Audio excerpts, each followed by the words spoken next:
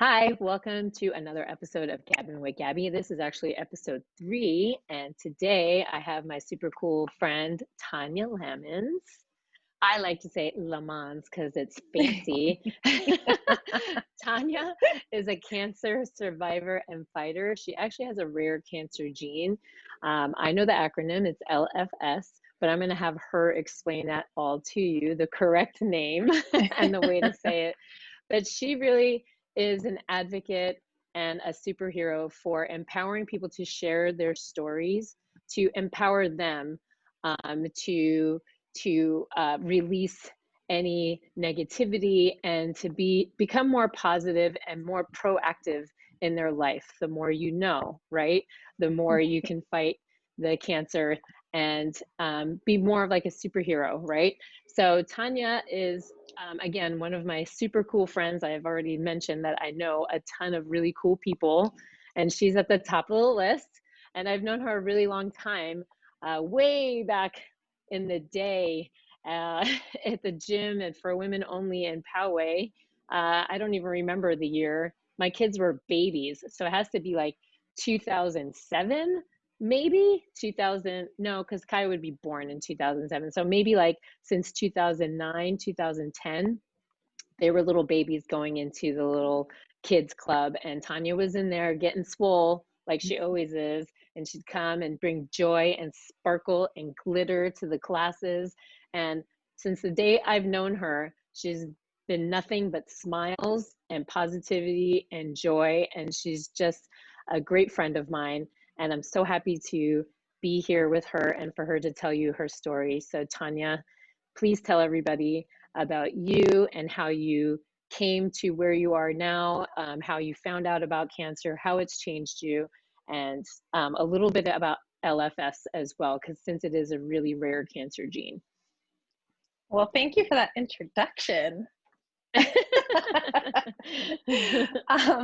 So I actually found out, I guess I was exposed to cancer back when I was a kid. I think I was about 14, and my mom got cancer.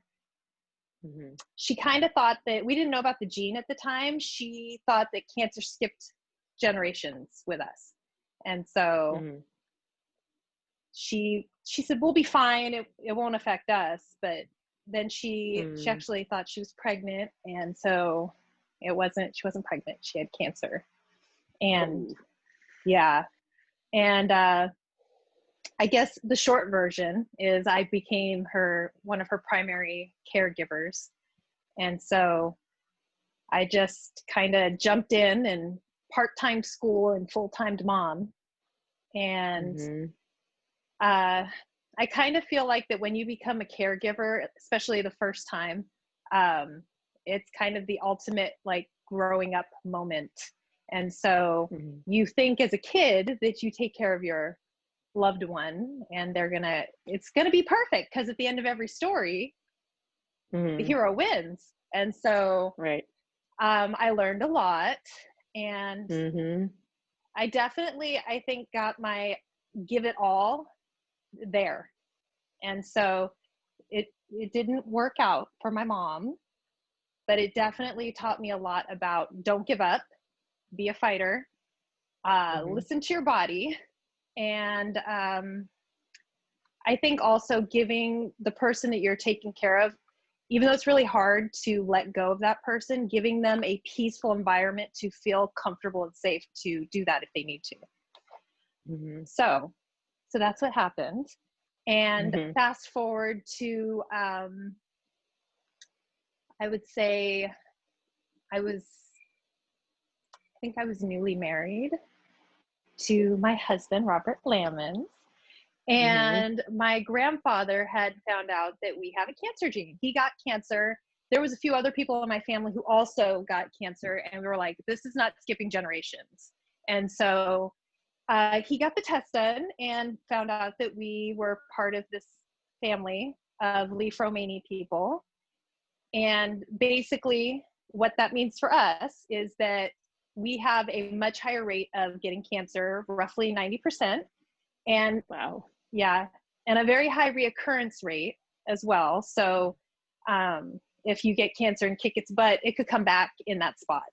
So, and I know it sounds crazy, but at the time that I found out that I had the How old were you? So I was, I think I was about 31 years old. No, I wasn't. I was 35, I think, because my mom passed away. Last year. Yeah, last year. My mom passed away. She was 35.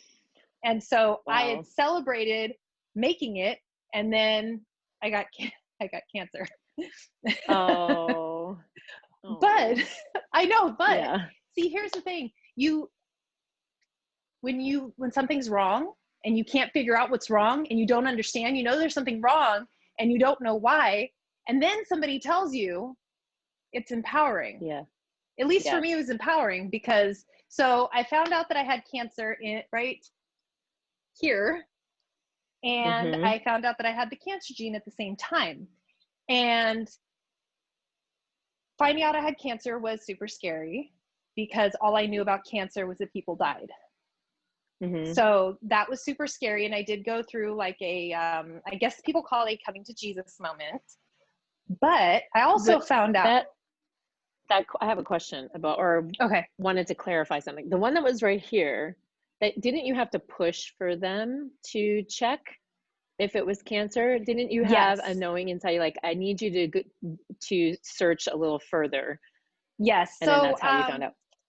So the story behind that is I was at the nail salon getting my nails done, and I felt something aching in my arm, which they always tell you, cancer doesn't hurt, you're not going to feel it. But I felt something aching in my arm, and come to find out it was on my brachial artery.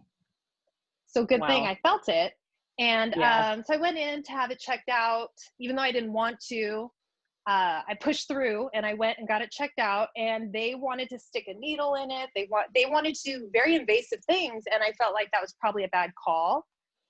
And they were like, well, what do you want us to do? And I said, well, how about an ultrasound or something that maybe is less invasive? And so the doctor did it, and it was inconclusive at the time. And so he sent me for more scans and things. And yes, it was, as a person at the time who had zero experience reading scans, I knew that blood flow was bad. And I could see that it was vascular, that the mass, even though it was small, was vascular. And so it was shortened. It was cancer, and it was very minimal containment. And so if I had waited any longer, as it was, they felt like I wasn't going to be able to keep my arm. And and so I had to push for that, and I got very lucky. I got a doctor, his name's Dr. Hamill, and he saved my arm, and he saved my life, and he became my son's MVP. So he is another superhero in the world, saving people every day. Really. Yeah. And I actually have run into two of the doctors who both, the one who thought that I would have to lose my arm and my primary care doctor. And they were like, oh, how did that turn out? Now the primary care, I helped him understand that listening to your patients is the most important thing. And then the doctor who's going to take my arm, he's like, oh, I see you still have your arm. I'm happy about that. Wow. Yeah, you were about to cut it off for no good reason. Thanks. Well, he kind of felt like that was the only option. And I was like, well, it works. And I really enjoy lifting my weights. Can we try? I mean, can we explore other options here? Yes. Yeah. And I beat the odds because it hasn't come back. Right. Yeah. It's still lifting. Yeah. And I've gone with you to surgeries before. I mean, well, one before, and it wasn't necessarily cancer related, but as we were sitting in the waiting room waiting, we counted, right, how many surgeries you've gone to, whether they were cancer related or not. And I think we got up to 17, right? 17-ish different surgeries for various different things. And some of them were cancer sprinkled. And, melanoma. you're just. Melanoma is one that's taken up a lot of my surgery time. but it's Mm-hmm. necessary because even if it's Mm-hmm. early, it's still, I mean, it can be super dangerous. So Right. a You scar is always better. advocate a right than having cancer, exactly. And you always Yep. advocate about an ounce of prevention, right? Creates a Do you want to lifetime. speak? It creates a lifetime. Yeah. So once you found out that you had this rare cancer gene and Mhm. you beat this one and you're beating the odds still, Yeah. right? Because I mean, you Yes. do have the gene. It doesn't mean just because you've carved this one out doesn't mean that all of a sudden the gene goes away. The gene stays with you forever. Um, Yes. what was the defining moment for you to go out into the world and fundraise and kind of speak in Washington and do all the things that you've done along the way over these many years? I think initially it was a quiet voice inside of me that looked at my family members who didn't have the opportunity to beat Mm-hmm. it, Mm-hmm. and they just kind of disappeared, and I didn't want them to disappear. I wanted them to continue on, to for it to have been for something. And initially their spirits were like the fire driving Yeah. me. Mm-hmm. And a fellow survivor reached out to me. She found me on social media and she was like, you need to be a part of the American Cancer Society. You need to do this. You need to do Relay for Life. This is a perfect fit. And I was so scared. But my angels, my family, I was like, this could be an opportunity for me to carry them on so that they still have a voice, even though they're not here. Mm-hmm. And so Mm-hmm. I did it. And pretty much right away, I was part of the team that plans the event, like right away. Wow. Which was scary. I may appear outgoing, but I'm not. I'm very like, Yes. yes. And so I was like, okay, girl, push through. And that was where I saw my first survivor lap. And it was Yeah. just this moment where I was like, wait, I can live. I can live. And there were people who had been surviving for many, many years. Right.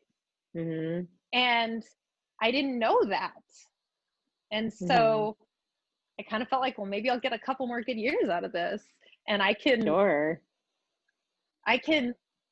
who knows, maybe I can help the next generation Mm-hmm. of our family. And so my survivor friend kept on telling me things like, there's no pressure, there's no expectations, just be you. Mm-hmm. And she was so nurturing and supportive. And so I just did it and followed my gut. And every Mm-hmm. year it was challenging, but every year, the day of the event, you become a family. You start out as strangers and you're family by the end of it. And Yeah. so every year through all the stress, by the time the sun went down, we were a family and we were laughing and crying and playing and Right. fundraising. Yes. And it was magical. And we would always slay the goal downtown. Uh-huh. Relay for Life with San Diego. We would slay the goal every year. And it was just so powerful. And the hospital that has helped me, even to this day, stay alive, has a team. And That's so so fantastic. Yeah. I would go cheat on my team for a minute and hang out with the hospital. And I'd be like, you guys are amazing. And Yeah. so that really lit my fire and got me going. And then I became a ACS-CAN, so American Cancer Society, Cancer Action Network ambassador. Yes. That Which just was happened recently, which was a in, really I amazing think, day. 5 years. Has that been 5 years? Mm-hmm. I think it's been Yeah. 5 years. And it was another out of my comfort zone, but trust the path, because this path Yes. keeps leading me to helping people in our Mm-hmm. community. And so I went down this path with all these amazing, like, this cancer community is such an army of strong soldiers. our scars and bruises make us even stronger warriors. And so yes, we're learning about what the cause is for the year, and we're learning about each other's stories. And then the beginning of the road, we're in LA, then we go to Sacramento and we talk to our representatives, and then Washington, DC, and we're at the Capitol and we're talking to our representatives and telling them why flavored cigarettes is not a good idea. And we're telling them why we should have more funding for cancer research. It's just so many wonderful opportunities to provide a voice for so many people. And even though the weight is huge, the opportunity to help, it's so much bigger than you. And then when you see the results, when you see the fruits of your labor pay off, when they raise the age for the flavored tobaccos and the e-cigarettes, you're like, that was us. That was us. That. And it takes the whole team. It's not one person. It's everybody lifting each other up. And it's powerful. It's so powerful. And making a difference.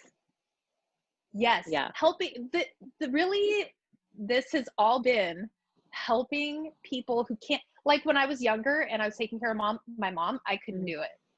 And I felt the weight of it. Now that I'm older, looking back, I know what it's like to be that kid. And so I'm here for the kid. I'm here for the mom. I'm here for the brother, the sister. I'm here for them because at this moment, they have the weight on them. And right now, I know how to handle it. I'll work out. Yep. That's right. Yeah. And you do take very good care of yourself. You're a really healthy eater. You work out a lot. You're a beast, right? In the gym, right? You know, there's no stopping you. Others if you don't take care of yourself, right? That's very true. That's 100% true. You can't take care of anybody if you don't care. You'll be depleted, and you have to keep yourself full, and you have to keep your cup full. And and you do a lot of fundraising. You've done these fashion shows, which are super fun, and a cabaret with your friend Kevin, and that one's coming up in December. So we'll put all that information in the description so people can watch the cabaret. It's a lot of fun. Back in the days when we used to do things live. Oh, but this is going to be just the cabarets fabulous. Are great. Yeah, and this is going to be just as amazing. That's one of the upsides of being in this time. People find really creative ways to adapt, and you still need to fundraise. You still need to fight cancer. You still need to let people get information out to people. So how do we do that when you can't be live and running relays or doing a cabaret or doing a fashion show where you would be outside and you'd be around people and and it would be in a different environment? Well, you just got to adapt and figure out. And luckily, we're in the age of technology. So you and Kevin are working really hard. Yes. And he's working really hard to create something online that's going to be really, if I know from what I've seen in the past, it's going to be very entertaining and a lot of fun to watch. So yeah, he's an angel. And he knows what's right and he fights for it. So yes, I'm glad he's part of our army. A lot of talented people who have beautiful voices, who have gone on to roles on Broadway. Well, not on Broadway, but doing Broadway type shows. So it's pretty amazing. Yeah. So we will put all those things in, all that information, the ways you can reach Tanya, the ways you can donate to her Relay for Life team. Go ahead, please say. Can we talk about Living LFS a little? Is that? Yes, please do so. Well, we'll put that information in there too. One of the creative things we've had to do with Living LFS, you were talking about creative fundraising, and on my bucket list, we talked about was painting, and a family member of ours did not know this was on my bucket list, and I did a painting, and I hadn't gotten to the point where I was ready to sell, and he bought it, and that money went to Living LFS to help fight, help us not just fight, but to maneuver through this whole journey. And the money that is raised for living LFS not only goes to send people like me to Capitol Hill to talk to our representatives, but it also helps younger people who have been either diagnosed with LFS or are dealing with a family member who has it. It helps them to find just a little break, have some joy, bond with other people who understand what it's all about. They get to go to these camps and just have adventures and create memories and bonds that last forever. Oh, that's nice. Well, and there's a way to donate. We'll put all that information in there, but you can find Tanya on lots of social media. And but we'll put links to all her fundraising and to the cabaret that's coming up in December.